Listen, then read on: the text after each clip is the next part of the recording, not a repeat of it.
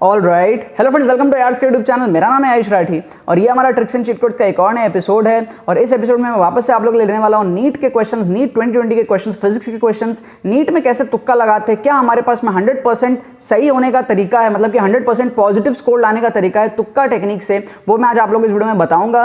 ये कोई ऐसा तुक्का नहीं है जो आप लोग सोचते हो ना कि यार आंख बंद करके मार्क कर दिया, ये कर दिया, वो कर दिया, इसमें आपको कोई भी लॉस नहीं होने वाला है। इसको हम कहते हैं इंटेलिजेंट गेसिंग, इंटेलिजेंट तुक्का। दिमाग से किस तरीके से तुक्का लगाना है ताकि आपके स्कोर बूस्टअप हो पाए। तो काफी जेन्युइन कंटेंट है, काफी एक खजाना है जो आपको कहीं और नहीं मिलेगा, किसी भी और यूट्यूब चैनल में नहीं मिलेगा, किसी भी और बुक्स में नहीं मिलेगा। जो मेथड्स मैं आप लोग को आज इस वीडियो में सिखाने वाला हूं। नीट की अलग से प्लेलिस्ट बनी हुई है 2021 के लिए, सारे वीडियोस उसमें ऐड होंगे।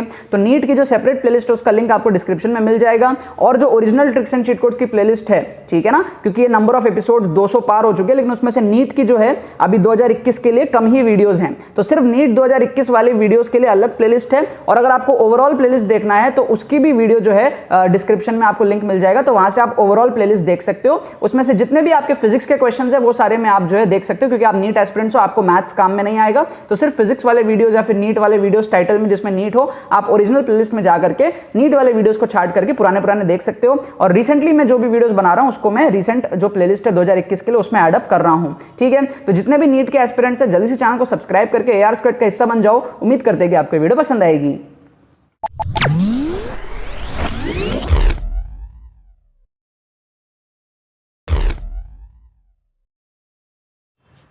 तो देखो यार, यहाँ पर मैंने आपके सामने नीट 2020 के सितंबर वाले पेपर में से क्वेश्चंस ले लिया है फिजिक्स का। इसमें मैं आप लोगों को दिखाऊंगा किस तरीके से आप लोग तुक्का लगा सकते हो। ये नहीं है कि तुक्का लगाने का मतलब है कि आंख बंद करके बी मार्क कर दिया, सी मार्क कर दिया, नहीं। रियलिस्टिक तरीका क्या है कि तुक्का लगाना भी जो एक टैलेंट होता है और तुक्का लगाने से भी आपके बहुत ज्यादा मार्क्स बढ़ते हैं। आप लोगों को मैं रियलिस्टिक अप्रोच बताऊंगा तुक्का लगाने का। और ये 4 क्वेश्चंस मैंने ले लिए हैं। अब इन चारों क्वेश्चंस में ना मैं आपको खुद दिखाऊंगा कि कैसे आपके जो स्कोर है वो इंक्रीज होते हैं तुक्का लगाने से। बस मेरी बात आप लोग मानना, हर क्वेश्चन का आंसर आप लोगों को कमेंट में जाकर के करना है। जैसे मैं बोलूंगा ना आपको वैसे इंस्ट्रक्शन फॉलो करना। वीडियो के एंड में ये 4 क्वेश्चन है ना, 4 क्वेश्चन में आपके 12 मार्क्स है ना, सॉरी 16 मार्क्स है ना, 4 4 16। देखना आपके 16 में से मैक्सिमम बच्चों के जो है पॉजिटिव स्कोर आएंगे। किसी किसी के जो है 12 आ जाएंगे, 16 में से 11 आ जाएंगे, या फिर 6 आ जाएंगे, ठीक है। मतलब आपके करेक्ट ही होने वाले हैं जिस तरीके से मैं आपको सिखाऊंगा। बहुत सारे बच्चों के 16 में से 16 भी आ जाएंगे। बस बात यह है कि आपको ध्यान से वीडियो देखना है और पूरा इंस्ट्रक्शंस को आपको फॉलो करना है। सबसे पहले मेरे को ये बताओ कि आपको नीट में अगर सिलेक्शन चाहिए तो आपको 500-600 नंबर तो चाहिए ही चाहिए ना। तो आपको क्या है, ज्यादा अटेम्प्ट करने पड़ेंगे। आप ये नहीं सोच सकते कि अगर आप 450 अटेम्प्ट करो या 500 अटेम्प्ट करो तो आपके जो है सिलेक्शन हो जाएगा। आपको अटेम्प्ट 650-700 तक करने पड़ेंगे, तब थोड़ा नेगेटिव थोड़ा होगा, कर कुरा के आपका जो सिलेक्शन होगा। तो सबसे पहले इस चीज को समझ लो कि अटेम्प्ट आपको ज्यादा करने ही पड़ेंगे। अब अगर सॉल्व करके अटेम्प्ट नहीं होता तो कई बार हमको जुगाड़ू तरीके से अटेम्प्ट करने पड़ते हैं। तो वही मैं आप लोगों को सिखा रहा हूं। इन अ guitar 2 strings A and B made of same material are slightly out of tune and produce beats of frequency 6 Hz। अब मेरे को एक बार बताओ, 6 Hz का बीट है, इसका मतलब कि दोनों के बीच में फ्रीक्वेंसी का गैप है 6 का। इतना सबको पता होता है। अब देखो, when tension in B is slightly decreased, the beat frequency increases to 7 Hz। ये चीज जो है ना, ये बहुत बच्चों को नहीं पता होता है। तो सबसे पहले तो यार कमेंट में जाकर के बोलो कि सर हमें इसके बारे में नहीं पता, या फिर हमें इसके बारे में पता है, ठीक है। ये जो हमारे पास में ये चीज है टेंशन इंक्रीज करने से। सबसे पहले तो ये बताओ, इससे पता लगेगा ना कि कितने बच्चों को एक्चुअल में हेल्प हो रहा है ट्रिक से। तो अगर आपको पता है तो आप तो देखो सॉल्व कर लेना इस क्वेश्चन को, ट्रिक्स में मत जाना। अगर आपको नहीं पता है तो आप आगे बढ़ो। If the frequency of A is 530, आपको बोल रहा है ए की फ्रीक्वेंसी 530 है। देखो सिचुएशन क्या है, एक ए है एक बी है। ए की फ्रीक्वेंसी 530 है और बी की फ्रीक्वेंसी कुछ भी है। अब वो जो भी है वो या तो बढ़ जाएगी या तो कम हो जाएगी। अब वो कैसे होगी वो इस टेंशन पे डिपेंड करेगा, वो कॉन्सेप्ट है, उस पर मैं अभी नहीं जा रहा हूं। लेकिन हमको यह समझना पड़ेगा कि ओरिजिनल केस क्या था। ओरिजिनल केस ये था कि दोनों के बीच में डिफरेंस 6 का था। तो B की वैल्यू ओरिजिनली या तो 524 रही होगी या तो 536 रही होगी। क्या आपको बात समझ में आ रहा है? समझ गए आप बात? अब उसके बाद में जब ये टेंशन वगैरह का झमेला हुआ बी में, तो फिर वो बढ़ के 7 हो गई डिफरेंस, ठीक है। तो वो जो भी चीज हुआ वो हमको नहीं पता, हम पढ़े होते तो सॉल्व भी कर लेते ना। समझ गए आप बात? सो नाउ इतना तो आपको समझ में आ गया कि ओरिजिनल फ्रीक्वेंसी जो या तो 524 रही होगी या तो 536, बिकॉज ए की फ्रीक्वेंसी तो फिक्स्ड है 530 पे और पहले 6 का डिफरेंस था। तो ओरिजिनली 6 का डिफरेंस होना मतलब 530 से 6 कम या 6 ज्यादा। तो 2 ऑप्शन बचे आपके पास में, एक 524 और 536। इन दोनों ऑप्शन को आप तो एलिमिनेट कर सकते हो। समझ गए आप बात? अब जो है आपको इन दोनों में से तुक्का लगाना है। तो आप कमेंट में जाओ, इस तरीके से लिखो क्वेश्चन 1 ए या फिर बी, आप जो भी तुक्का लगाना चाहते हो उसको लगाओ, चेक करो, उसके बाद में आपको मैं करेक्ट आंसर इसका बताऊंगा, फिर उसी कमेंट को एडिट करना, इस तरीके से ब्रैकेट में लिखना करेक्ट हो गया या करेक्ट या इनकरेक्ट लिखना, और फिर टोटल करेंगे लास्ट में चारों क्वेश्चन के बाद में कि आपका क्या स्कोर ओवरऑल आया है। सारे बच्चों को ये चीज करना है। तो सबसे पहले जाओ कमेंट में फर्स्ट क्वेश्चन का लिखो कि आपका इन दोनों में से आप कौन सा तुक्का लगा रहे हो, फिर मैं आपको आंसर बताता हूं। सो आई होप सारे बच्चों ने कमेंट कर दिया होगा। तो इसका जो करेक्ट आंसर है वो है 524। ठीक है, इसका करेक्ट आंसर है वो है हमारे पास में 524, क्योंकि कंसेप्ट ये है कि टेंशन को डिक्रीज किया गया है। ठीक है, टेंशन डिक्रीज किया गया है तो हमारे पास में स्पीड डिक्रीज हो गया, फ्रीक्वेंसी डिक्रीज हो गया। तो फ्रीक्वेंसी क्या हो जाएगा, 524 था ना पहले, तो वो कम होकर के 523 हो जाएगा। जब वो 523 हो जाएगा तो जो गैप है वो 7 का बन जाएगा, और गैप 7 का बन जाएगा तो यही चीज यहां पर मेंशन है। बट ये कंसेप्ट वाला पार्ट है, इसको आप लोग थोड़ा ध्यान मत दो अभी के लिए, आप लोग अभी सिर्फ ट्रिक पे फोकस करो। ठीक है, अगला क्वेश्चन में आते हैं भाई। अगला क्वेश्चन बोल रहा है टॉर्क बताओ, आपको फोर्स दिया हुआ है 3J और आपको ये दिया हुआ है 2K। अब बच्चों को ना, बहुत सारे बच्चे होते हैं यार, देखो ऐसे तो क्वेश्चन बड़ा सिंपल है मानता हूं, लेकिन बहुत सारे बच्चों को नहीं आता, उनको नहीं पता यार R क्रॉस F होता है, F क्रॉस R होता है, जो भी होता है क्वेश्चन छोड़ देते हैं। यार क्वेश्चन मत छोड़ो, इतना आपको पता है ना कि टॉर्क एक क्रॉस प्रोडक्ट होता है, इतना तो आपको पता ही है। और क्रॉस प्रोडक्ट जो होता है वो परपेंडिकुलर होता है, दोनों मतलब ए और बी के परपेंडिकुलर होगा, ए क्रॉस बी। तो ये जे और के दोनों के परपेंडिकुलर होगा, इसका मतलब ये जे के तरफ तो जा ही नहीं सकता और के तरफ भी नहीं जा सकता। ठीक है, तो ये के वाले को भी एलिमिनेट कर दिया और जे वाले को भी एलिमिनेट कर दिया। दो बच रहे हैं, -6i और +6i। तो आपको क्या है, तुक्का लगाना है। जब भी आपने दो ऑप्शन एलिमिनेट कर दिया ना, अब आपको तुक्का लगाना है, क्योंकि अब आपकी प्रोबेबिलिटी बहुत भारी बढ़ चुकी है सही होने की। आपके गलत होने पे -1, सही होने पे +4, तो थोड़े से रिस्क पे ज्यादा प्रॉफिट है, क्योंकि चांसेस आपके काफी हाई हैं सही होने के। तो अब आप लोग क्या करो, जो आप लोग अपने ही कमेंट में जाओ, उसको फिर से एडिट करो, लिखो क्वेश्चन 2 का तुक्का बी या फिर डी, बी या फिर डी, फिर मैं आपको आंसर बताऊंगा करेक्ट आंसर क्या है, और फिर आप उसी को एडिट करना, लिखना करेक्ट हुआ या फिर इनकरेक्ट हुआ। जल्दी से जाओ, वीडियो को पॉज करो, जाके कमेंट करो। आई होप सब बच्चों ने कमेंट कर दिया होगा। तो इसका करेक्ट आंसर हमारे पास में बी, -6i। अब आप लोग जाओ कमेंट में, और अगर आपने बी मार्क किया था तो उसको लिख दो करेक्ट हो गया, और डी मार्क किया था तो लिख दो इनकरेक्ट हो गया। लास्ट में टोटल कैलकुलेट करना कि आपके कितने मार्क्स आ रहे हैं, और मेरे को कमेंट में भी बताना। अब देखो इस वाले क्वेश्चन को देखो, थर्ड क्वेश्चन को। दो यहां पर क्या हमारे पास में इस तरीके से पुली है, दो मासेस हैं 6 kg 4 kg। अब हमको बोल रहा है एक्सीलरेशन बताओ सिस्टम का। अब यार देखो ये क्वेश्चन बड़ा इजी है, आपको करना आता है कर लो, नहीं करना आता है तो एक तुक्का लगाना मैं आपको यहां पर सिखा रहा हूं। बहुत सारे बच्चे कमजोर होते हैं, उनको नहीं आता यार सॉल्व करना। ठीक है, तो हम लोग क्या कर सकते हैं, तुक्का लगा सकते हैं, बहुत बढ़िया। यहां पर एक मेरे को बात बताओ कि अगर ये 6 kg अलग होता, सपोज अगर अलग होता तो ये गिरता नीचे, कैसे गिरता, जी से गिरता। अगर ये 4 kg अलग होता तो भी ये नीचे जी से गिरता, राइट। अब आपको यहां पर क्लियरली दिख रहा है कि यहां पर अब क्या होगा, ऊपर कुछ टेंशन वेंशन भी होगा, है ना, बात समझ में आ रही है आपको।